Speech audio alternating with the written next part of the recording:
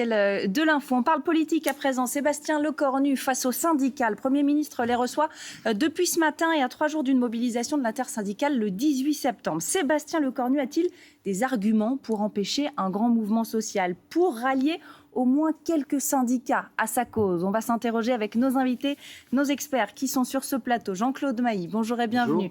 Vice-président du think tank Sinopia et ancien secrétaire général du syndicat Force ouvrière. On est également avec Eddy Vautrin-Dumaine, bonjour et bienvenue. Bonjour. Directeur d'études de Verian France, spécialiste de l'opinion. Bernard Vivier, également à nos côtés, bienvenue.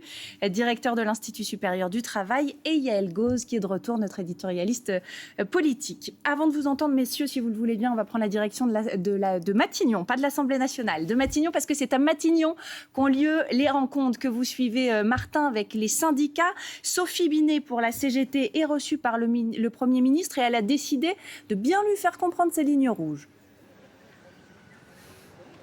Exactement, ça fait à peu près 1h10 que Sophie Binet est rentrée à Matignon. On nous dit à l'intérieur que c'est toujours en cours, donc ça va encore durer quelques instants. Et effectivement, alors elle veut faire part de lignes rouges, elle veut aussi obtenir des engagements, Sophie Binet, parce que...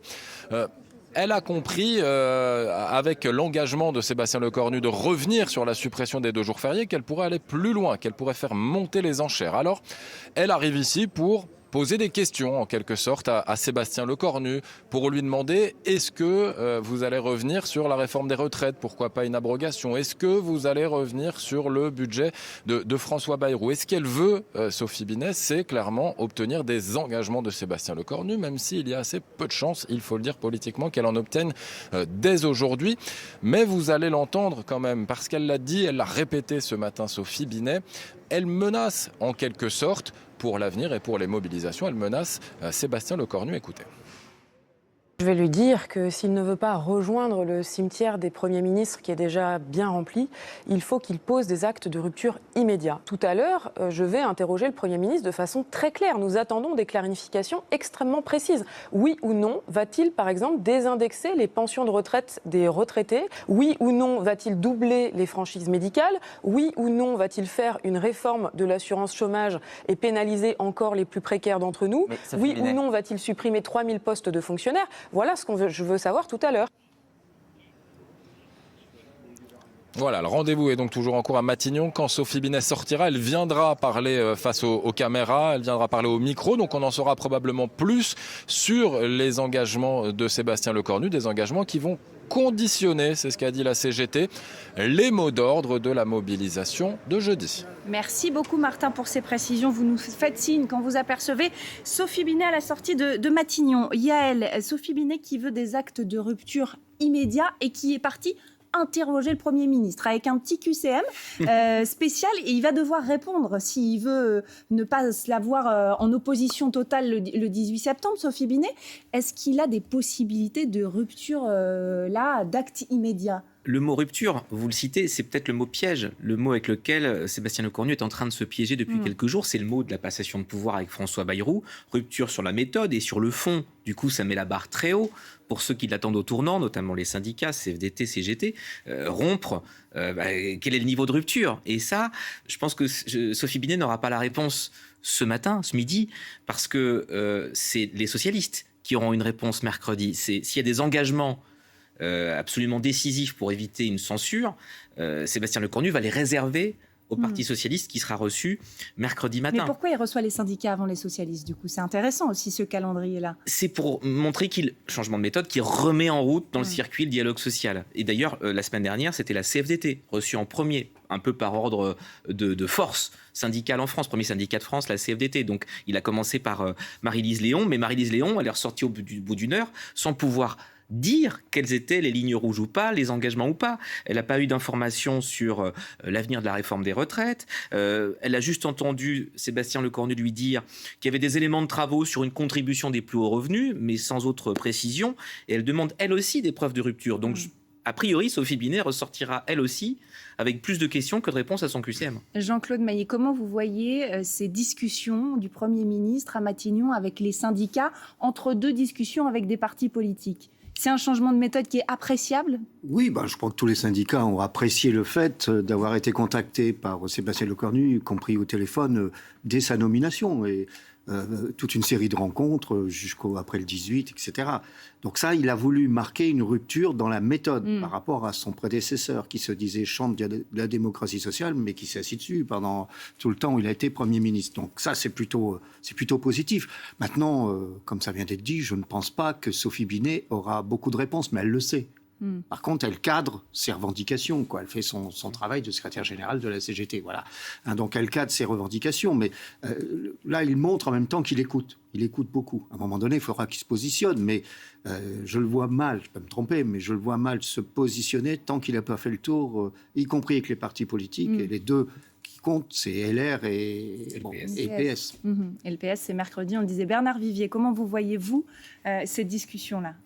Dans le contexte politique, mais aussi social du moment, chacun joue gros. Le Premier ministre, parce que, ayant dit il faut une rupture, il doit aller en effet considérer les corps intermédiaires. Le mot peut être discuté, mais en tout cas, les organisations syndicales, patronales, que le président de la République n'a jamais vraiment considéré, et que le prédécesseur du Premier ministre actuel a un peu laissé de côté en se bloquant sur ses projets à lui. Bien.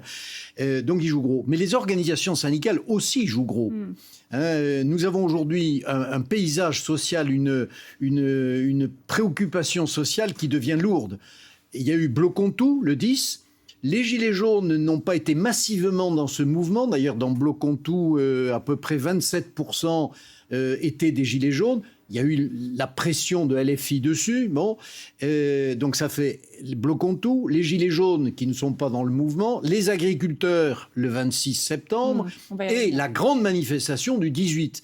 Là, les organisations syndicales, elles ont comme objectif de bien prendre en main la revendication du monde du travail, avec des effectifs, avec des appareils, avec des fédérations, avec des unions départementales, des unions locales. La CGT revendique en France 803 unions locales. Donc il y a un maillage du territoire. Et si les organisations syndicales n'existent pas, elles peuvent évidemment laisser la place à des mouvements incontrôlés qu'elles redoutent. Les Gilets jaunes attaquaient les syndicats, ne se contentaient pas de les décrier, mais les attaquaient.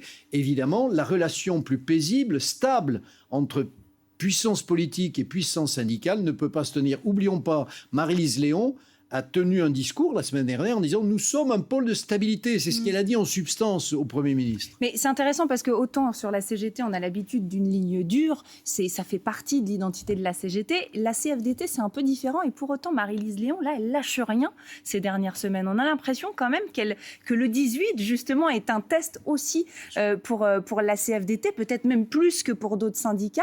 Et donc, elle a un discours un peu dur. Comment ça peut être reçu et dit par les Français de voir ces discussions qui sont en cours et de voir des syndicats qui font front face au nouveau Premier ministre? Je pense que plus que de dureté, c'est de clarté en fait dont il est question. Là, ce qui est important, et c'est exactement ce que vous disiez, c'est que les Français comprennent finalement quelles sont les lignes rouges qui sont posées, quels sont les grands sujets sur lesquels Sébastien Lecornu, mais aussi la majorité qu'il arrivera ou pas a priori à former, sur quel sujet elle arrivera à se positionner. Donc effectivement, en fait, là, l'objectif, c'est que les Français ils aient une grille de lecture claire des sujets sur lesquels il va y avoir du clivage politique et sur lesquels il va pouvoir y avoir des alternatives qui seront proposées. Et donc effectivement, je pense qu'il y a un enjeu de méthode pour le Premier ministre de dire bah voilà, ma porte est à nouveau ouverte, c'est un peu le minimum syndical sans mauvais jeu de mots, mais il y a aussi un enjeu effectivement pour les syndicats de se dire nous sommes capables en tant qu'acteurs revendicatifs et connaisseurs du monde du travail aussi de faire venir ces revendications-là qui jusqu'à présent finalement ont toujours été à l'autre côté de la porte. Et c'est intéressant aussi de voir qu'en termes de calendrier, des annonces ont été faites ce week-end par le Premier ministre. Vous les avez peut-être loupées, alors on va se les remettre en tête. Ce sont parfois des petites annonces, mais qui peut-être ne sont pas passées inaperçues pour les partis politiques, mais aussi pour les syndicats. On va en parler dans un instant avec Marine Mulset, puis on débriefe ensemble juste après. Regardez. Sébastien Lecornu en appelle au Parlement pour reprendre le pays en main. Dans la presse régionale, il déclare vouloir s'attaquer au millefeuille administratif français avec une vaste réforme de l'organisation de l'État. Le nouveau Premier ministre annonce vouloir ouvrir dès la semaine prochaine des consultations en vue de présenter un grand acte de décentralisation, de clarification et de liberté locale au Parlement. Alors que l'agence Fitch vient de dégrader la note de la France, Sébastien Lecornu promet plus de justice fiscale et d'en finir avec les privilèges des anciens ministres. Les anciens premiers ministres peuvent par exemple bénéficier d'un chauffeur privé sans aucune limite de temps. Sur la santé, le Premier ministre annonce la création d'un réseau France Santé pour faciliter l'accès aux soins. Il vise 5000 maisons en 2027. Elles seront conçues sur le modèle des maisons France Service qui proposent un guichet unique pour diverses démarches administratives. D'ici à 2027, on doit avoir une offre de soins de proximité par bassin de vie à minima. Et donc globalement quelque chose autour de 30 minutes de chez vous. Sébastien Lecornu assure souhaiter épargner celles et ceux qui travaillent et renonce à la contestée suppression des 2 jours fériés. Qu'est-ce qu'il fait, Sébastien Lecornu, quand il fait ces annonces-là? À qui il s'adresse? Est-ce que ça peut avoir un écho pour les syndicats? Il essaie de déminer au maximum les 2 jours fériés. Évidemment, ça, c'est le totem que réclamaient les syndicats et pas seulement. C'est-à-dire le contraire du travailler plus pour gagner plus, c'était travailler plus pour gagner presque moins, puisque les jours fériés n'auraient pas été compensés en salaire. Donc ça, c'était vraiment l'urticant qu'il a retiré, mais dont tout le monde s'attendait à ce qu'il soit retiré, puisque même François Bayrou lui-même avait commencé à le retirer. C'était un jour, on pouvait négocier les jours, puis après c'était un jour, puis après c'était quasiment plus rien. Donc c'est un gage donné pour pouvoir engager la discussion. Maintenant, il y a 4 milliards d'euros derrière. Où est-ce qu'il va aller les chercher? Et c'est très intéressant de voir comment il essaie d'abord, avant que les Français, eux, soient amenés à faire un effort, il essaie d'abord de dire que c'est sur l'État, les politiques eux-mêmes, qu'il va y avoir de l'effort symbolique, le train de vie des anciens premiers ministres. Alors ça, c'est peanuts en économie. On parle de 4,5 millions d'euros par an d'avantages, avec un grand mot avantage, des anciens premiers ministres qui ont un chauffeur et un secrétariat uniquement jusqu'à 67 ans. Donc, mais ils jouent sur le symbole, là. Ils jouent sur le symbole, mais c'est-à-dire que plutôt que de charger la barque du monde du travail, c'est d'abord la barque des politiques. Eddy Vautrin-Dumaine, ça peut parler, fonctionner auprès des Français? Sur le court terme, oui, ça ne mange pas de pain et c'est toujours accueilli de manière plutôt favorable. Après, il faut être aussi assez clair, les Français ont quand même bien conscience que tout ne passera pas par ce genre de sujet ou par ce type de mesures ou de mesurettes. Donc effectivement, c'est important, ça peut être une condition nécessaire, mais absolument pas suffisante pour les rassurer et pour clarifier encore une fois les choses et les perspectives pour les années à venir. Bernard Vivier, Jean-Claude Mailly, qu'est-ce que vous en pensez? Oui, ce que fait le Premier ministre, pour répondre à votre question, c'est une action valorisant le travail de proximité. Une phrase qu'on retient. À 30 km, vous aurez d'ici quelques temps une agence France Santé. C'est-à-dire que quand une situation de crise se développe, on le voit pareil, nous, à l'Institut supérieur du travail, dans les entreprises. Que faire? C'est essentiellement, immédiatement, valoriser les acteurs de proximité, c'est-à-dire les managers de proximité, les représentants du personnel, éviter que les phénomènes de coordination, de mouvements informels naissent, submergent tout le monde, y compris les organisations syndicales. Et donc, c'est cela. Au moment des Gilets jaunes, le président de la République, Emmanuel Macron, a fait un beau travail. Il est allé à la rencontre des managers de proximité de la République, s'appellent les maires. Et ça, c'est un travail très important. Les maires vont être renouvelés en mars prochain. Il y en a 35 000. Ce sont, si je peux reprendre cette expression, les managers de proximité de la République. Jean-Claude Mailly. Oui, d'abord, il faut bien souligner que les syndicats, y compris ceux qui sont restés jusqu'au bout dans le conclave, ils ont été échaudés. Ils ont le sentiment que le tapis leur a été tiré. Et à la fois par le Premier ministre à l'époque, puis aussi le patronat sur la pénibilité. Donc ils sont plus que prudents ils attendent de voir, d'une certaine manière. Et c'est normal qu'ils représentent leurs revendications. Sur les annonces faites par le Premier ministre, 2 jours, bon, ok, ils ont retiré, mais tout le monde s'y attendait. Il n'y a pas que ça, il y a tout le reste derrière. Il y a le doublement des franchises médicales, il y a tout ça. Je suis un peu surpris de son annonce sur la décentralisation. Je ne dis pas qu'il ne faut pas travailler là-dessus, mais je ne vois pas comment on peut régler ça comme ça en 15 jours, 3 semaines. Ça me paraît un peu difficile, même s'il faut travailler là-dessus. Et pareil, sur l'annonce sur 2027, 30 km, etc., comme le disait un ancien ministre de la Santé ce week-end, attendez, c'est en cours, ça. C'est en train de se faire progressivement, ça se fait. Bon, voilà. Donc, ce sont des annonces qui certaines sont attendues. Le travail sur le millefeuille, etc., c'est attendu. Mais vous ne faites pas ça en 15 jours ni un mois. Ça demande un sacré paquet de temps. Il faut consulter tout le monde, il va y avoir des réactions, etc. Donc, il joue le temps, il sait très bien, hein, il n'est pas stupide. Il sait très bien que la partie est très difficile. Se concilier les organisations syndicales et patronales, parce que vous avez vu que le patronat on va y venir. aussi en disant attention, si on augmente les impôts d'une manière ou d'une autre, nous on fait un grand meeting, etc. Voilà.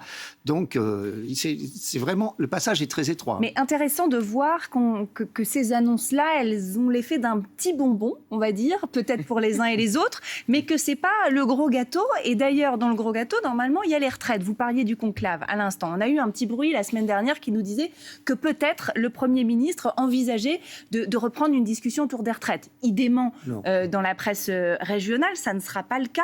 Ça risque d'être un point de crispation avec l'ensemble des syndicats. Non, oui, mais non, mais c'est la CFDT ne voulait pas retourner dans le conclave. Aucun syndicat ne le veut.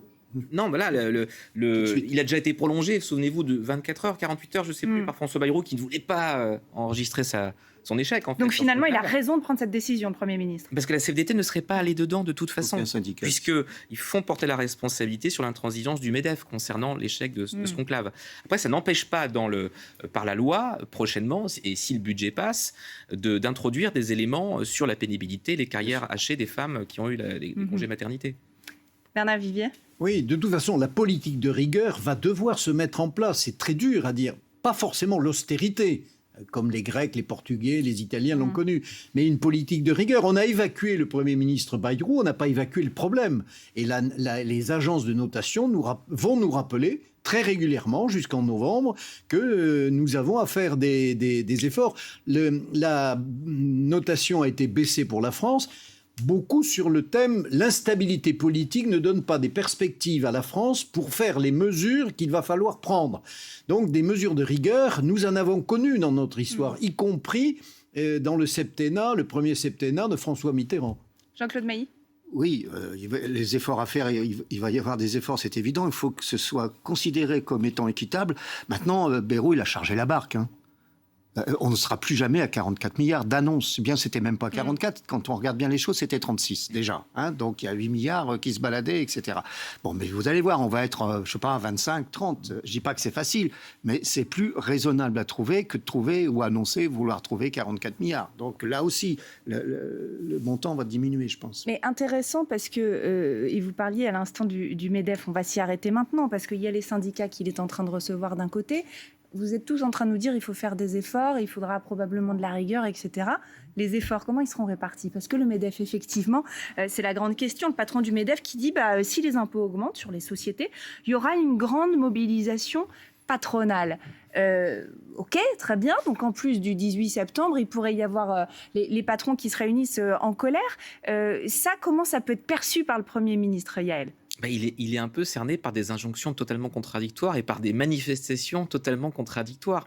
Alors le MEDEF, ce ne serait pas une manifestation, mais il y aurait une salle de réservée, un peu sur le modèle de pendant les 35 heures de Martine Aubry 1999.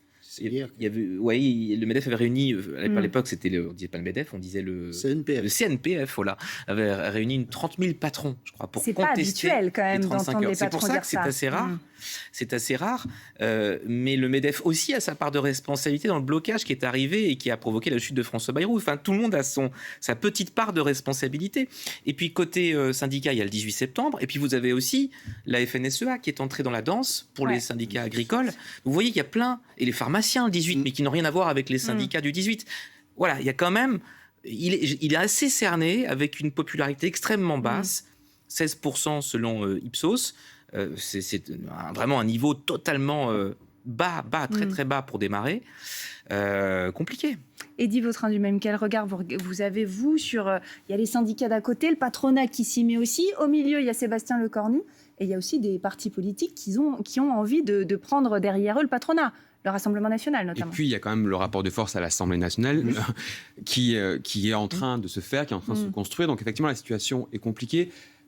Sébastien Lecornu, il a des choses à montrer du point de vue de la méthode. C'est en cours. Il a aussi, malgré tout, quand même des choses à montrer d'un point de vue politique. Et la question de l'équité, vous l'avez dit, est à mon avis à ce sens fondamental. C'est-à-dire qu'il y a sans doute une ligne de crête. Ça ne veut pas dire qu'il y arrivera. Ça ne veut pas dire qu'on sait comment. Mais il y a une ligne de crête entre vouloir réformer le pays, instaurer une dose de rigueur et montrer que les efforts ils sont faits de manière équitable. Et peut-être que ça ne passera pas par des impôts sur le travail ou sur la productivité, mais sur d'autres manières. Donc, à mon sens, c'est l'une des seules lignes de crête sur lesquelles il peut s'appuyer. Mais encore une fois, personne n'a vraiment intérêt à aller le soutenir. C'est le Premier ministre le plus impopulaire. Il est peu connu. Ça peut être aussi une force. En tout cas, ça peut venir. Il peut s'en servir, entre guillemets. Mais la ligne de crête est très, très, très fragile. Et des mesures qu'il arrivera à prendre, on arrivera à voir si du coup il tiendra longtemps, mais j'ai quand même sérieux doute là-dessus. Mais qui doit craindre le plus, Sébastien Lecornu, entre les syndicats et le patronat? Les deux menacent. Qui craindre le plus, d'après vous, Bernard Vivier? Alors peut-être pas le patronat, mais les entreprises.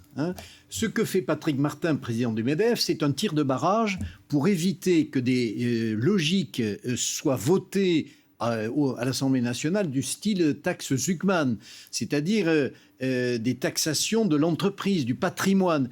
Donc il y a un chemin difficile entre... Il va falloir faire payer davantage les 1800 personnes physiques qui gagnent beaucoup d'argent et qui en ont gagné beaucoup plus que les Français dans leur ensemble. Et puis, la préservation de la compétitivité des entreprises. Et ça, c'est un point important. Et le tir de barrage de Patrick Martin, dans le Parisien dimanche hier, peut être lu dans cette direction. La politique de l'offre a été très favorable aux entreprises depuis 2017. Elle ne peut pas trop baisser parce que nous avons cette contrainte internationale, c'est-à-dire la compétitivité de la France. Jean-Claude Mailly, les syndicats ou le patronat qui sont les plus menaçants pour le Premier ministre selon vous? Alors, je pense que ce sont les syndicats aujourd'hui. Avec le mouvement du 18 ? Oui, après je ne sais pas ce qui se passera après, mais parce que du côté patronat, bon d'abord ils vont peut-être rassembler si nécessaire des milliers de patrons, mais après c'est tout. Donc après, les deux, je crois que ce que craint le plus Patrick Martin, enfin le MEDEF, c'est deux choses. C'est à la fois la taxe dite Zuckman, mais enfin ça, on peut très bien pénaliser sur l'impôt sur le revenu sans remettre en cause l'outil de production. Il y a d'autres systèmes. Par exemple, remettre en cause ce qui n'est pas normal. Je prends un exemple, c'est ce fameux holding. Vous faites verser des dividendes de votre entreprise, vous les placez dans une holding, vous ne payez pas d'impôt et vos héritiers n'en payent quasiment pas. Voilà, mais ça, c'est pas sur l'outil de production. Bon, donc il y a quelque chose à faire là-dessus. Si tout le monde doit faire un effort, c'est à la fois les salariés à un moment donné, mais c'est aussi les entreprises et c'est aussi, tout le monde, quoi. Les plus aisés. Et dernier point qu'il craint, c'est la conditionnalité des aides publiques. Vous savez que les entreprises reçoivent, les chiffres sont contestés, c'est 200, c'est pas 200, enfin peu importe. Mais un paquet d'aides publiques, et c'est vrai que tous les syndicats réclament depuis longtemps qu'il y ait une conditionnalité. On vous aide, mais il y a un engagement. Quelqu'un qui est au chômage, il est obligé de rendre des comptes, continuer à percevoir ses allocations. Il est contrôlé. Il faut que les entreprises soient contrôlées. Alors ça, ils n'en veulent pas, les entreprises.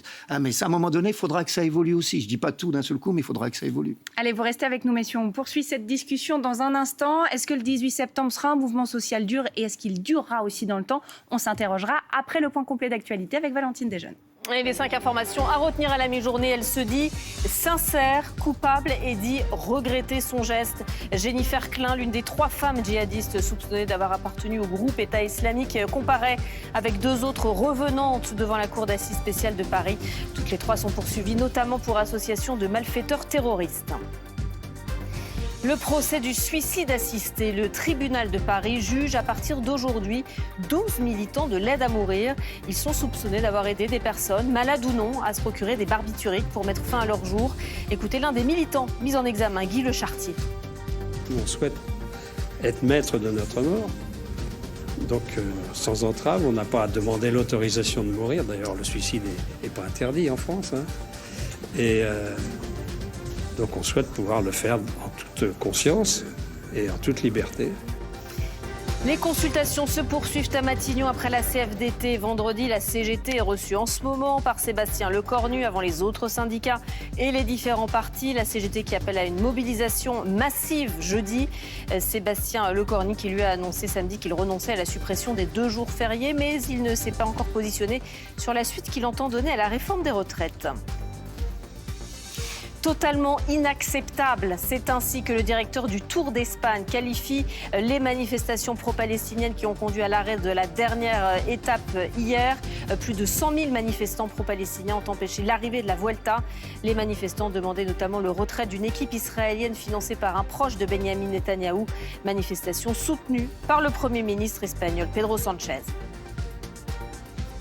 Et puis c'est la série qui sera diffusée dans les collèges en France et c'est la razzia de la série Adolescence aux Emmy Awards, les Oscars des séries. Pas moins de 8 récompenses pour cette série phénomène qui suit un jeune Britannique accusé d'avoir tué une camarade de classe. À seulement 15 ans, Owen Cooper remporte le prix du meilleur second rôle masculin dans une mini-série, Lucie. Merci beaucoup Valentine, merci, on se retrouve à 13h pour un nouveau journal. On va regarder ensemble une image en direct, nous sommes devant Matignon, on attend la sortie de Sophie Binet, la patronne de la CGT qui est reçue depuis maintenant plus d'une heure par le Premier ministre. Donc discussion à 3 jours seulement d'un mouvement social à l'appel de l'intersyndicale le 18 septembre. Il y a des consultations des syndicats, il y a la menace du patronat si jamais il y a des impôts sur les sociétés. On en parlait avec nos invités, on va continuer. Est-ce que le 18 septembre peut être une journée de mouvement social dur, qui rassemble les Français et vraiment pas que les Français qui sont syndicalisés, mais au-delà, Jean-Claude Mailly? Le seul signe qu'on a eu réellement aujourd'hui par expérience, c'est que quand tous les syndicats appellent, il y a du monde. Voilà. Dans les manifestations, etc. Qu'est-ce qu'il y aura comme grève? Il y a des grèves annoncées dans les transports, etc. On verra. Ça, je n'en sais rien. Mais Mais l'unité des syndicats, ça peut être un facteur signe. de rassemblement, oui, bien sûr. Quand il y a 2 ou 3 syndicats qui appellent, il y a moins de monde. Quand tous les syndicats appellent, ça fait du monde. Après, savoir exactement, vous savez, ça, on ne sait pas. Évidemment. Eddy Vautrin-Dumaine, sur cette question du rassemblement et du 18, on a vu le mouvement du 10 septembre qui n'était pas à l'appel des syndicats. On voit qu'il y a une intersyndicale qui s'est réunie, des discussions entre-temps, des choses qui ont été promises et dites par le Premier ministre et aussi beaucoup d'incertitudes encore. Oui, et c'est sans doute pour ça aussi que ce mouvement social risque malgré tout d'être assez puissant. Le 18, c'est qu'il y a aussi une volonté sans doute d'exister dans ce rapport de force en disant qu'il y a des revendications qui sont portées notamment par les syndicats. Ils ne sont pas les seuls à les porter.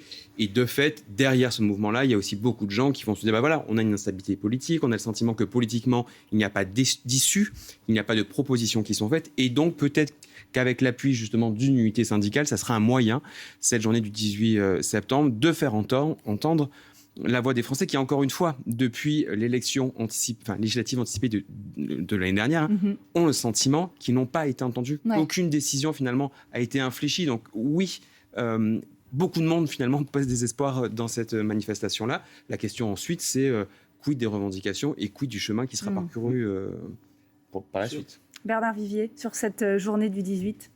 Oui, on l'a déjà dit, elle est très importante. Les organisations syndicales ont fait une déclaration commune le 29 août en disant qu'il fallait mettre toutes les forces dans la bataille et il est dit y compris par les manifestations et les grèves. Ça veut dire qu'il y a d'autres formes d'expression possibles et c'est ce que l'on voit aujourd'hui dans les rencontres avec le Premier ministre. Les organisations syndicales doivent réussir ce 18 septembre, pas forcément pour ensuite aller vers la grève générale. De toute façon, l'unité syndicale, ça n'existe pas. C'est l'unité d'action, oui, pas la fusion organique, pas la construction d'une organisation syndicale qui serait conduite par la plus structurée, la plus organisée des organisations qui serait la CGT. C'est pas là, ça serait un leurre. Mais il y a besoin de réussir pour les syndicats pour cette raison, occuper le terrain, exister par rapport à Matignon et au pouvoir politique et montrer que le syndicalisme entre l'État, les citoyens, les travailleurs joue un rôle important de gestion, de revendication, de construction de l'avenir. Est-ce que du côté de Matignon, Yael, on craint très fortement cette journée du 18 septembre? Est-ce qu'on sait comment c'est perçu à l'avance? On a vu comment avait été géré le 10 septembre, mais cette journée du 18, elle est différente. Paradoxalement, presque moins que le 10 septembre, parce que là, cette fois-ci, c'est un mouvement social classique, structuré, organisé, déjà vu, déjà connu de longue date sous la 5e République. Donc, quelque part, ils ont l'impression que les choses sont au moins gérées, assez structurées. Maintenant, quelle peut être la longévité ou la recrudescence d'une journée et d'une autre peut-être encore derrière, ça on ne le sait pas, on verra jeudi soir. Et c'est pour ça que la journée de mercredi va être clé à mon sens, parce que c'est là que les socialistes vont savoir, et qui sont pivots à l'Assemblée, on le rappelle, c'est-à-dire que s'ils ne censurent pas, le gouvernement Lecornu peut vivre, s'ils censurent, c'est terminé très vite. Donc, qu'est-ce que va donner comme gage Sébastien Lecornu mercredi, et qu'est-ce que les socialistes sont prêts à accepter pour la non-censure. À partir de là, ça peut aussi avoir des conséquences sur le mouvement social de jeudi. Parce que si ça se passe mal mercredi, ça va redoubler sans doute de colère ou de revendication sur le jeudi, pour dire vous n'avez pas compris, vous n'avez pas du tout accordé ce que vous êtes trop loin du contre-budget socialiste, qui déjà est trop loin de certaines revendications syndicales. Entre la contre-budget socialiste et la CGT, il y a déjà un gouffre. Donc, vous voyez, donc le mercredi va être très important de ce point de vue-là. Après, sur l'histoire longue des mouvements sociaux, et là je parle sous contrôle des interlocuteurs ici, c'est très rare un mouvement social qui prend et qui dure en septembre. C'est souvent un moment plus difficile, c'est la rentrée. Ceux qui sont partis en vacances ont dépensé, il y a la rentrée, ça a un coût. Le pouvoir d'achat n'est pas le même en septembre. Se mobiliser, faire grève, ça a un coût, même s'il y a les caisses de grève, là, concernant les syndicats classiques. Et vous avez du coup très peu de mouvements sociaux, sauf de mémoire 2003, la réforme des retraites, où ça a explosé en septembre 2003. Mais sinon, c'est souvent automne, les grèves de 95, novembre, décembre, et puis surtout les printemps. Je vous ai vu hocher la tête, Eddy Vautrin-Dumaine, quand on parlait notamment des socialistes qui seront donc reçus à Matignon mercredi, veille de mouvement social, sur l'intérêt que ça peut avoir et les conséquences aussi sur ce mouvement. Oui, alors les conséquences, elles sont extrêmement importantes. La vraie interrogation, c'est est-ce que les socialistes finalement ressortiront avec un message clair à l'issue de cette réunion-là ? L'enjeu, il est presque vital pour les socialistes, c'est-à-dire que comment est-ce qu'ils vont arriver à faire comprendre, le cas échéant, à leur électorat, que le Parti socialiste va faire en sorte qu'un gouvernement composé de LR et de macronistes plutôt à droite seront soutenus, en tout cas ne tombera pas grâce à eux. Donc là, il y a vraiment un dilemme vital, notamment dans la perspective des municipales et encore plus de la présidentielle. Donc effectivement, il y a un vrai doute sur la réaction de l'appareil politique, sur la clarté et presque sur la capacité qu'ils auront à prendre position. Et puis ensuite, la question de leur électorat. Dans quelle mesure, et ça, aucune enquête d'opinion à date n'est claire là-dessus, leur électorat suivra. Et il y a un risque qui est vraiment vital, voire existentiel. Pour le PS. Est-ce que c'est aussi vital pour Sébastien Lecornu, ce rendez-vous, quand on voit le bourbier politique dans lequel il est, et le lendemain, cette fameuse journée de mobilisation qui pourrait être d'ampleur? Bien sûr, ce rendez-vous-là, il est vital, mais encore une fois, il y a comme un grand écart qui, à date, semble difficilement conciliable. Ça ne veut pas dire qu'il ne sera pas fait, mais il y aura besoin d'arguments et d'éléments de preuve extrêmement tangibles pour les électeurs socialistes. Mais la deuxième condition, c'est qu'il faudrait, au conditionnel, que ce soit aussi acceptable par LR, mais aussi par les sympathisants LR. Et donc là, le grand écart, on voit très bien à quel point il est compliqué et à quel point les incertitudes, elles sont extrêmement nombreuses, à droite, mais aussi à gauche. Jean-Claude Mailly. Oui, je pense que pour le Parti socialiste, c'est deux choses à la fois. C'est montrer qu'il veut toujours avoir le crédit d'être un parti possible de gouvernement, mais en même temps, PS, c'est pas les filles, d'une manière ou d'une autre. Ça veut dire qu'il peut pas manger son chapeau non plus. Quand il va avoir le Premier ministre, c'est évident. Par exemple, quand vous prenez la taxation des ultra-riches, eux disent taxe Zuckman. Les LR n'en veulent pas. Apparemment, les Matignon, ils n'ont pas l'air très chauds non plus. Alors, je prends cet exemple, j'en sais rien. Est-ce que du côté de Matignon, on va dire, écoutez, taxe Zuckman, c'est compliqué, mais on peut trouver autre chose pour taxer les ultra-riches que vous acceptez, etc. Voilà, c'est à un moment donné, et puis il faut qu'LR accepte aussi. Donc, comme ça vient d'être dit, c'est quand même sur le fil du rasoir. Bernard Vivier, sur cette question aussi. Les organisations syndicales comme les partis politiques ont un enjeu, ne pas se faire déborder par la base, ne pas voir des mouvements sortir du peuple ou de la foule sans être organisés. Oui, les grèves, c'est plutôt au printemps qu'en automne, mais je prends mon agenda, je cherche la sainte grève. Il n'y a pas. Dit autrement, quand ça doit exploser, ça doit exploser. Et c'est là où on voit à ce moment-là, en politique, les partis politiques, en social, les syndicats, parce qu'il y a une maturité, une expérience, une capacité à conduire les mouvements. Si ce n'est pas le cas, ce n'est pas le peuple qui s'exprime, c'est la foule. Phrase célèbre de Victor Hugo. Souvent, la foule trahit le peuple. Bon. Et là, ça peut tout apporter. Le 13 juillet 1789, personne ne savait que le lendemain, il allait y avoir la prise de la Bastille. Et c'était le début de la Révolution. Donc, on ne sait pas où ça peut aller. On a besoin effectivement de structures. Et les partis politiques, sauf ceux qui veulent effectivement la Révolution, parce que la Révolution nourrit la Révolution qui permet la Révolution, ça ne construit pas. Eh bien, les partis politiques ont besoin de s'accorder, et c'est le temps aujourd'hui de Matignon. On va regarder justement toujours cette image en direct de Matignon, ça ne vous aura pas échappé, la porte est toujours fermée, il n'y a toujours pas de Sophie Binet à la sortie de Matignon, ça fait 1h40 à peu près qu'elle est en discussion avec le Premier ministre.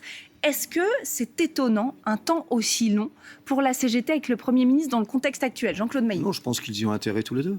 À la fois Sophie Binet, parce que son QCM doit être très long, et puis Sébastien Lecornu pour montrer qu'il écoute. Voilà, donc je pense qu'ils ont intérêt... Enfin, ça ne choque pas, quoi. C'est pas surprenant. Est-ce que pour autant c'est gage un entretien si long de discussions qui pourraient aboutir à des bougies, Yael? Pas forcément.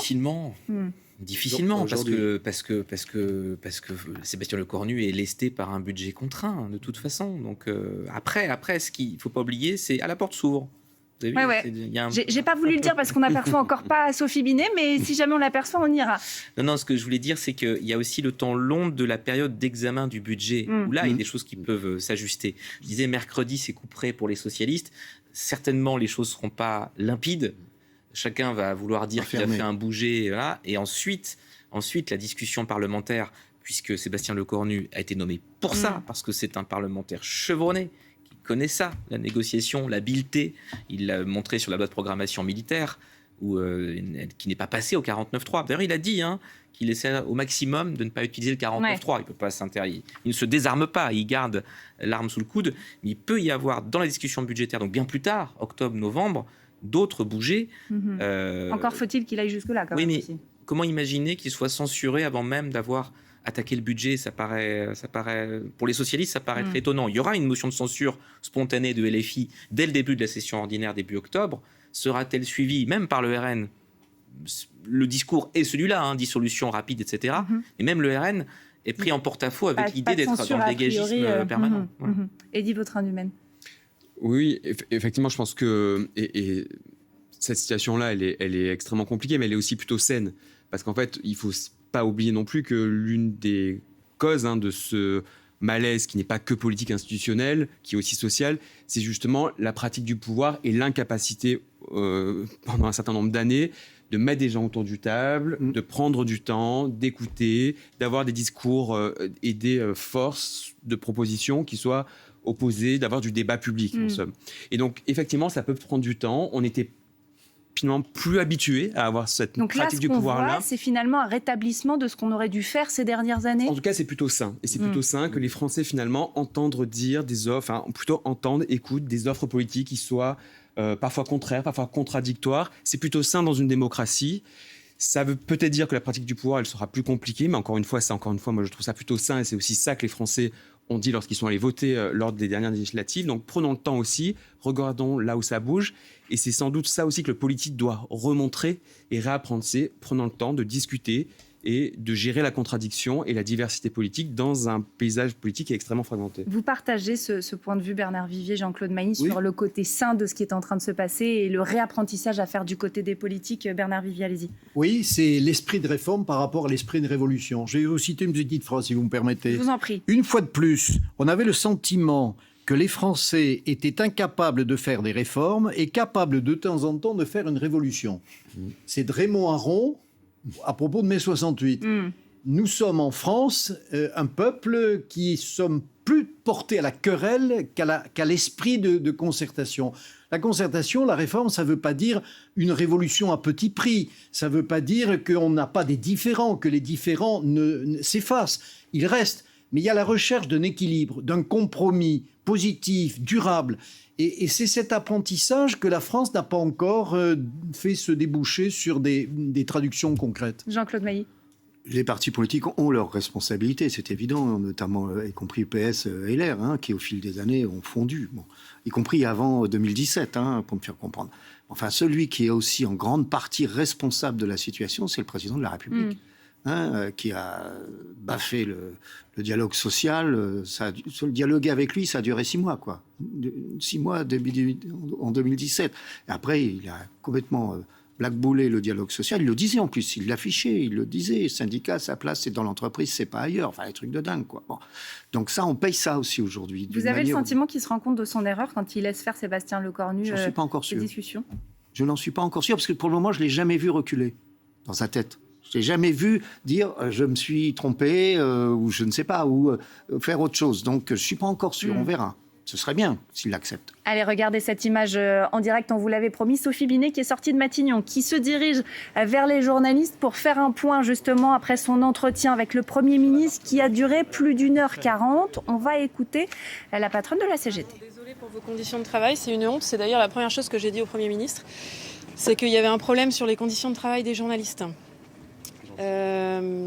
C'est la 5e fois en 2 ans que la CGT vient ici pour porter les exigences sociales des travailleurs et des travailleuses. J'ai rencontré Elisabeth Borne, Gabriel Attal, Michel Barnier, François Bayrou. À chaque fois, je leur ai dit que la situation sociale était très grave, sauf que depuis 2 ans, cette situation sociale, elle s'est considérablement dégradée. Il suffit de regarder la liste des plans de licenciement qu'à chaque fois nous avons remis à chaque nouveau Premier ministre. Donc là, j'ai remis à Monsieur Lecornu la liste des plans de licenciement. Aujourd'hui, il y en a quasiment 450. Ça a été multiplié par 3 depuis Gabriel Attal. Et donc, une situation catastrophique qui exige des réponses immédiates. J'ai dit au Premier ministre que s'il ne voulait pas rejoindre le cimetière des Premiers ministres qui déborde déjà, il fallait qu'il affiche et qu'il prenne des actes de rupture forts et immédiats. Et la première rupture, c'est l'abrogation de la réforme des retraites.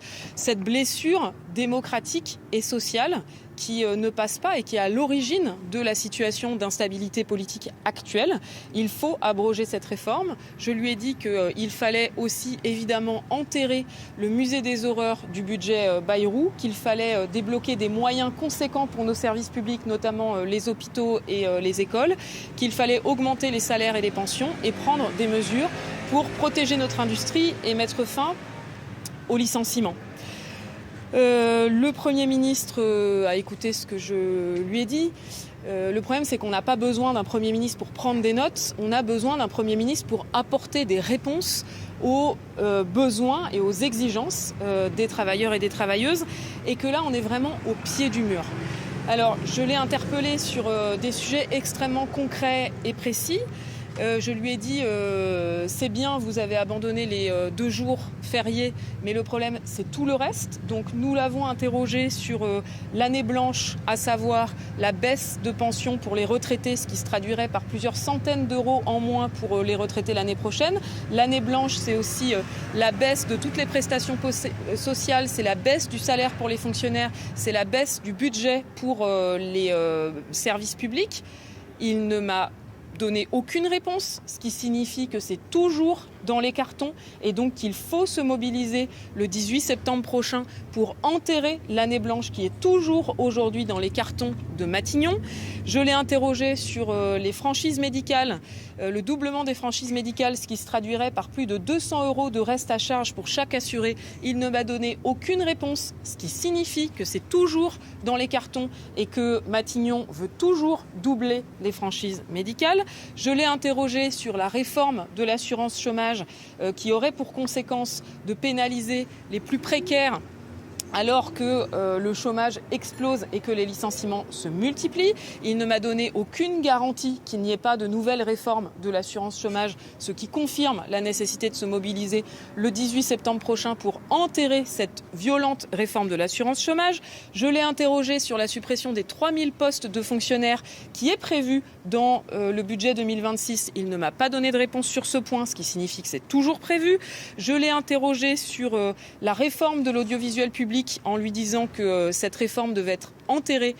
Il m'a dit qu'il continuait les consultations, ce qui signifie qu'à ce stade, cette réforme n'est pas enterrée, donc il faut se mobiliser le 18 septembre prochain. Je l'ai interrogé sur la loi du plomb en lui disant que 2 millions de personnes avaient signé une pétition et donc qu'il fallait que le Parlement ait un vrai débat et puisse voter sur cette loi Il ne m'a donné aucune réponse sur ce point, une raison supplémentaire de se mobiliser le 18 septembre prochain pour obtenir l'enterrement de la loi du plomb. Je lui ai dit qu'il fallait arrêter la chasse aux travailleurs et aux travailleuses étrangers telle qu'elle est aujourd'hui conduite place Beauvau par monsieur Retailleau. Il ne m'a pas donné de réponse précise sur ce point. Et puis ensuite, je lui ai porté des exigences en positif. Ça, c'est tout ce qu'il faut arrêter en termes de rupture, tout ce qu'il faut enterrer. Et ensuite, je lui ai dit tout ce qu'il fallait faire en termes positifs pour qu'il y ait du changement maintenant pour les travailleurs et les travailleuses. La première des choses à faire, je le répète, c'est l'abrogation de la réforme des retraites qui pénalise des centaines de milliers de personnes chaque année et qui continue aujourd'hui à dérouler. Là-dessus, il m'a fait plutôt une réponse assez inquiétante, ce qui confirme qu'il y a une nécessité absolue d'amplifier la mobilisation du 18 septembre. Nous l'avons interrogé sur les aides publiques aux entreprises, les 211 milliards d'aides publiques aux entreprises données sans condition ni contrepartie chaque année. Nous n'avons pas eu de réponse sur ce point, ce qui confirme la nécessité de se mobiliser. Nous l'avons interpellé sur la nécessité d'augmenter les salaires et les pensions, puisque les salaires n'ont toujours pas retrouvé leur niveau de 2020 et que la France est le pays de la zone euro dans lequel le salaire minimum a le moins augmenté ces 10 dernières années. La France est maintenant un pays de bas salaire. Il ne m'a pas dit qu'il allait augmenter le SMIC, donc il ne m'a pas répondu sur ce point, ni encore moins les autres salaires. Nous l'avons interpellé sur les moyens à débloquer pour nos services publics, notamment notre service public de santé, nos hôpitaux qui sont au plus mal. Nous lui avons dit que les professionnels de santé avaient chiffré à 10% l'augmentation de l'ONDAM qui était nécessaire. Nous n'avons eu aucune réponse. Nous n'avons eu aucune réponse à nos demandes de justice fiscale pour que, enfin, ça soit les plus riches qui payent et plus les travailleurs et les travailleuses. Nous l'avons aussi interrogé sur les Outre-mer, la nécessité de faire des mesures fortes en matière de vie chère. Donc, il nous a dit qu'il y tenait, mais on n'a pas eu de réponse précise sur les mesures. Et puis, enfin, nous l'avons interpellé sur la situation de l'industrie, l'exigence d'organiser des assises de l'industrie, de changer fondamentalement d'approche pour avoir enfin un État stratège qui agit sur l'économie et qui empêche les licenciements. Et nous l'avons interpellé, je lui ai remis des dossiers concrets, notamment celui d'Ascométal et celui de la verrerie du Languedoc, en lui demandant une intervention immédiate. Voilà ce que nous lui avons dit. Ce rendez-vous, il confirme plus que jamais la nécessité de se mobiliser le 18, puisque le Premier ministre, à ce stade, parle de rupture dans ses discours, mais ne pose aucun acte de rupture, notamment vis-à-vis de l'Élysée. À part les 2 jours fériés, il n'a renoncé à rien dans le musée des horreurs que Emmanuel Macron avait prévu dans son projet de budget. Et donc, nous sommes là pour dire que nous nous mobiliserons tant qu'il n'y aura pas de réponse à la hauteur. Et le débat ne va certainement pas se faire seulement à l'Assemblée nationale. Le budget, il va se décider dans la rue. Sinon, c'est M. Lecornu qui finira à la rue. Est-ce qu'il vous a parlé de la taxe Zuckman réclamée par la gauche? A-t-il donné une position claire là-dessus? Il nous a interrogés pour connaître notre avis. Nous lui avons dit que nous étions très favorables à cette taxe qui permettrait enfin de mettre la justice fiscale à l'ordre du jour et de faire en sorte qu'on puisse vivre mieux de son travail que de son patrimoine. Il ne nous a pas apporté de réponse claire sur ce sujet et il nous a plutôt dit que pour lui c'était plutôt des effets d'annonce et qu'il s'interrogeait sur le contenu. Je le dis, la justice fiscale, ça ne va pas pouvoir être des mesures cosmétiques comme ce qu'on nous a fait jusque-là où ces dernières années, on a eu toute une série de mesures que tout le monde a oubliées parce que ça ne s'est pas traduit. On se rappelle par exemple de la taxation des yachts. Au final, aucun yacht n'a été taxé. On se rappelle de la soi-disant taxation des super profits qui n'a rapporté rien puisqu'elle était faite pour ne rien rapporter. Donc la CGT sera extrêmement vigilante à ce qu'on ne réponde pas à l'exigence de justice fiscale par quelques mesures cosmétiques marginales qui seraient aussitôt contournées par les ultra-riches. La rupture qui est censée incarner Sébastien Lecornu, sa nouvelle méthode, vous n'avez pas senti de différence par rapport à ses prédécesseurs? Rien ne change? C'est un peu ce que vous dites là en ressortant? Le problème, c'est que M. Lecornu est au gouvernement depuis 8 ans. Il a fait tous les gouvernements d'Emmanuel Macron, donc il incarne tout sauf la rupture. Il en a parlé, c'est le signe du rapport de force. Maintenant, c'est ce que je lui ai dit, c'est que là, il y a une telle colère sociale que la rupture, ça va pas être quelques amendements sur une feuille. La rupture, c'est l'abrogation de la réforme des retraites. C'est des mesures très fortes et immédiates. Et plus il attend, plus l'addition va monter. Est-ce que vous avez compris Comment ? Est-ce que vous avez compris pourquoi vous aviez été invité ? Parce qu'à vous entendre, il n'y a pas eu de modification, d'engagement ou de réponse. Vous n'avez rien négocié. C'est ce que font tous les premiers ministres quand ils arrivent, de rencontrer toutes les organisations syndicales. Donc on est sur l'exercice classique. Et puis là, il est en train de construire ses arbitrages. Il avait peut-être besoin d'entendre l'avis des travailleurs et des travailleuses et l'avis de la CGT. Et j'espère qu'il va prendre en compte tout ce que nous lui avons dit pour que le gouvernement cesse, comme ça a été le cas de ces 4 prédécesseurs que nous avons rencontrés ici même, d'écouter uniquement le patronat au lieu d'écouter les travailleurs et les travailleuses. Nous lui avons dit que c'était fini la cogestion du gouvernement avec le patronat et que maintenant le gouvernement devait se mettre au service des travailleurs et des travailleuses et répondre aux exigences sociales. Il n'y aura pas de stabilité sans justice sociale et fiscale. Est-ce que ça vous conforte dans l'idée pour la manifestation du 18 septembre? Est-ce que ça vous la maintenez après cette long entretien? Comment ça se passe? Ce rendez-vous confirme la nécessité absolue d'être nombreux et nombreuses dans la rue le 18 septembre prochain. Le Premier ministre ne s'est engagé à rien du tout. Aucune des mesures catastrophiques du musée des horreurs de M. Bayrou n'est enterrée. Il n'a absolument pas répondu à nos demandes sur l'abrogation de la réforme des retraites, la nécessité d'augmenter les salaires et les pensions, la nécessité de débloquer des moyens pour nos services publics et d'empêcher les licenciements dans l'industrie. Et donc la seule chose qui permettra de gagner des avancées, c'est la mobilisation. C'est grâce à la mobilisation que nous avons obtenu l'enterrement des 2 jours fériés. C'est grâce à la mobilisation que nous obtiendrons l'enterrement du musée des horreurs du projet Bayrou et l'abrogation de la réforme des retraites et l'augmentation des salaires. Le point positif de ce rendez-vous, c'est que le Premier ministre a conscience de sa fragilité. Et ça confirme à quel point les travailleurs et les travailleuses sont en situation de force. Nous sommes en position de force, il faut battre le fer tant qu'il est chaud, et donc il faut que nous soyons toutes et tous en grève et dans la rue le 18 septembre prochain pour que, enfin, nos exigences sociales soient entendues. Et je le dis, la mobilisation, elle devra se faire dans la durée, puisque c'est l'ensemble des discussions budgétaires qui doivent être sous la surveillance des travailleurs et des travailleuses. La cogestion avec le patronat, c'est fini. Maintenant, ce que nous voulons, c'est avoir et le stylo et le chéquier pour pouvoir imposer enfin nos exigences sociales. Sur l'abrogation de la réforme des retraites, vous avez parlé d'une réponse inquiétante que vous avez faite. C'était quoi cette réponse? Vous pouvez juste nous regarder pour la réponse. Pardon. Désolé, merci. Sur la question de l'abrogation de la réforme des retraites, le problème, c'est que le Premier ministre avait envie de parler des mesures issues du conclave, par exemple de la pénibilité, qu'est-ce qu'il fallait faire. Donc évidemment que nous lui avons dit qu'il y avait un énorme problème sur la pénibilité, qu'il fallait prendre des mesures fortes, mais que la première des choses à faire, c'est l'abrogation de la réforme des retraites. Déjà, avant cette réforme, il y avait un scandale sur les centaines de milliers de travailleurs et de travailleuses qui occupent des emplois pénibles, qui évidemment ne peuvent pas tenir jusqu'à 64 ans, mais pas non plus jusqu'à 62 ans. C'est des métiers où, à partir de 55 ans, on est licencié massivement. Donc il faut des mesures sur la pénibilité, mais il faut abroger ces 64 ans qui ne passent pas et ne passeront pas. Et donc, effectivement, c'est un sujet sur lequel j'ai senti que le Premier ministre n'était absolument pas déterminé à agir et où il pensait qu'en donnant quelques gages par ailleurs, ça permettrait de passer et ça suffirait. Je le dis, nous lui avons dit, il n'y aura pas de stabilité gouvernementale sans justice sociale et donc sans abrogation de cette réforme des retraites. S'il n'y a pas d'abrogation de cette réforme des retraites, son gouvernement, comme les précédents, tomberont. Parce que pourquoi est-ce que les gouvernements précédents sont tombés? À cause du passage en force d'Emmanuel Macron sur la réforme des retraites.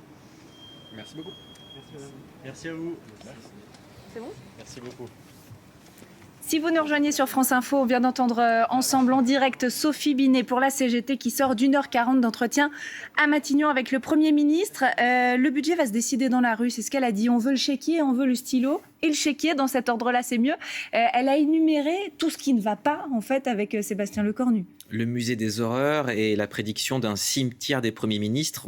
On sent que Sophie Binet, derrière les mots, enterre déjà, au sens figuré évidemment, ce mandat de Sébastien Lecornu, parce que la liste de courses, elle est monumentale en fait. Si on liste tout ce qu'elle a demandé, il y a l'anaphore, je lui ai dit que, je lui ai demandé que, je lui ai dit que, et il n'y a pas de réponse en face. Et pour cause, il consulte pour l'instant Sébastien Lecornu, donc il ne va pas répondre directement à la CGT. Abrogation de la réforme des retraites, ça c'est incontournable pour Sophie Binet. L'année blanche, pas de réponse. Les franchises médicales, pas de réponse.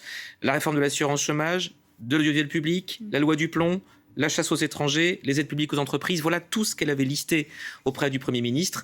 Elle n'a pas les réponses, Sophie Binet, mais de toute façon, elle veut un tour de force dans la rue jeudi prochain. Et les non-réponses de Sébastien Lecornu la légitiment, selon elle, pour demander encore plus de monde dans la rue jeudi. Ouais, elle dit le seul point positif de cette réunion, de cette rencontre, c'est que le Premier ministre a conscience de sa fragilité. Donc, selon elle, ça justifie une forte mobilisation, d'autant plus le 18 septembre. C'est ce qu'elle voudrait, elle, Jean-Claude Mailly. Qu'est-ce que ça vous fait dire ? Oui, mais je pense qu'il a conscience que le chemin est étroit, le Premier ministre. Hein. Je suis convaincu qu'il a conscience de ça. Non, mais c'est bien, les syndicats avaient décidé le 18 tout en sachant que Bayrou allait sauter. Ils le savaient. Mais ils avaient justifié le 18 en disant, écoutez, même si Bayrou part, et il va sûrement partir, les problèmes demeurent. Donc il faut qu'on maintienne la pression le 18. Et ça, c'en est la preuve, ce qu'elle nous dit. Bien sûr. Mais en fait, elle a repris le projet de budget. C'est vrai, elle n'a pas tort quand elle dit, pour le moment, c'est toujours en projet. Personne n'a dit que c'était abandonné. Et il va devoir repartir en partie de ça. Sébastien Lecornu, il ne va pas tout refaire. Je rappelle que c'est le 7 octobre qu'il doit déposer normalement. Hein. Donc c'est bientôt. Donc elle est dans son rôle. Mais en même temps, il ne faudrait pas s'attendre à ce que le Premier ministre aujourd'hui réponde. Il n'a pas répondu à la CFDT, c'est pas parce que c'est la CFDT, mais il va finir son tour avant de prendre position. Ça me paraît évident. Bernard Vivier. Oui, le propos tenu par la secrétaire générale de la CGT fait rigoureusement écho au même propos qu'elle a pu tenir samedi à la Fête de l'Humanité. Donc c'est un discours très affirmé, appelant la mobilisation. C'est l'utilité de cette intervention. Maintenant, en réunion avec le Premier ministre, elle était pleinement et hors micro secrétaire générale de la CGT, c'est-à-dire consciente qu'elle avait à apporter une contribution très exigeante, très difficile, mais une contribution à une sortie de crise. Votre sentiment aussi, Élie Vautrin-Dumaine, sur ce qu'elle a dit à cette sortie, évidemment, c'est ce que vous disiez tous, c'est pas très étonnant qu'elle n'ait pas obtenu de réponse. Elle est complètement dans son rôle et en énumérant tout un tas de sujets sur lesquels justement elle attendait des éléments de réponse, elle permet aussi à tout un chacun de se retrouver dans le mouvement de grève et de mobilisation sociale de cette semaine. Donc elle est dans son rôle et encore une fois, le message est très clair, c'est mobilisez-vous pour que le rapport de force soit davantage favorable aux travailleurs. Est-ce qu'elle a raison que de dire le budget va se décider dans la rue ? Est-ce que c'est vraiment ce qui risque de se passer, d'après vous, dans les prochains jours, les prochaines semaines ? Yael ? Encore une fois, je reviens toujours à ce rendez-vous de mercredi. Si Sébastien Lecornu commence à donner des gages aux socialistes, c'est peut-être plus tout à fait la même musique. Et à ce moment-là, au contraire, si ça se passe mal entre eux dès mercredi, et c'est hautement probable, parce que la discussion, elle ne se fait pas en ce moment pour Olivier Faure et Sébastien Lecornu. Et Olivier Faure veut enregistrer des victoires pour le PS qui, entre guillemets, fassent mal à la Macronie. C'est l'expression qu'on utilise chez les cadres socialistes. Donc, selon ce qui se passe mercredi, évidemment, il y aura un effet boule de neige sur la mobilisation de jeudi. Donc elle a raison en partie, si jamais ça se passe mal avec le Parti socialiste, ça peut avoir des conséquences. Jean-Claude Mailly. Ça, c'est toujours ce qu'on appelle un rapport de force. Si le rapport de force est puissant, est-ce qu'il dure, par exemple ? J'en sais rien, moi, c'est au syndicat de décider, bien entendu. Si ça dure, des rapports de force importants, il y a deux choses. Où vous n'obtenez pas satisfaction malgré un rapport de force important. C'est 2023, les retraites. Et là, elle n'a pas tort de dire que l'une des raisons des difficultés, ça provient du fait que le gouvernement n'a pas assez bougé sur les retraites, et notamment le président de la République.